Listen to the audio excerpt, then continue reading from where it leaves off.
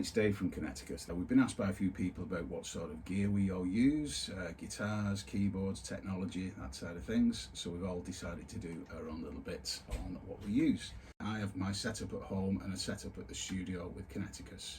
First thing, bass, 5-string, headless, status streamliner, stunning instrument, all graphite, just a beautiful bit of kit. Very light. I've always been a big fan of headless basses, owned quite a few over the years. Next up, amp wise. So as a bass player and guitarist as well, you tend to go through lots of different permutations, different cab setups, different amps. I've used Ampeg, Harkey, Mark Bass, Trace Elliott. I've still got quite a few of the rigs, but at the moment we've gone completely ampless. And what I use now, instead of any amp, I use a Line 6 Pod Go.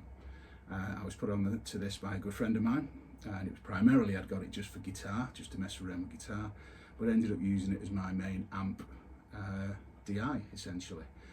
I don't use any of the amp models in it because to me they sound whap. I just have basic EQ in it, some compressor, and a little bit of reverb occasionally, and that's about it. Next big part of playing in any prog band is Taurus pedals. You've got to have big noise making bass pedals.